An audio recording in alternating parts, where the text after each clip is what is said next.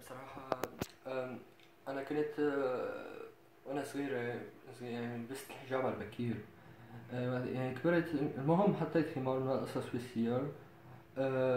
يعني كان كتير البيئة تبعي، المهم البيئة تبعها يعني البيئة تبعي كانت كتير حيوانية.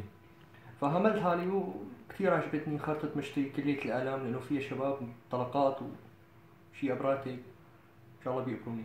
إيه المهم مالكم بهالسيرة. ف أم، ايه طلعت على السويد، سافرت يعني وكتير كان في عنا مشاكل، يعني عم يلحقوا المهجبات. عم يراقبونا، كانوا على GPS، يعني كانوا في مخصصين أقمار صناعية مشان يلحقوا المحجبات فقط. كانوا يتركوا كل العربيات ويشوفوني إن شاء الله بكون لحشة حاطة على راسي، يلحقوني. يعني تركوا كل العباد وخصصوا مخابرات بس للي حاطين حجاب وعم يلحقونا وشفقونا كف.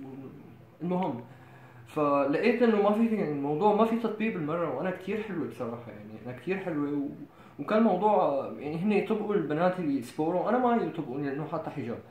فانا اليوم جود عقاد، انا بصراحه شرحت الحجاب من زمان لانه جاني شاب بيشبه ياسمين خليل، خبيت قلبه حلو.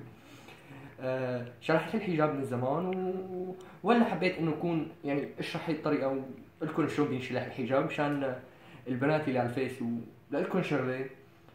يعني صحيح مثل ما انتم بتصوموا ما بتصوموا ما بتصلوا، كمان انا بدي اشرح الحجاب، بدي سابقكم مين بيكفر اكثر، مين بيكفر اكثر.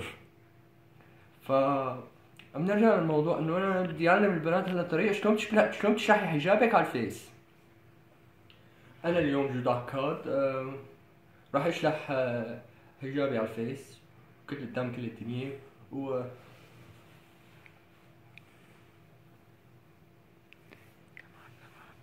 وهي انا وهي انا على طبيعتي وبس.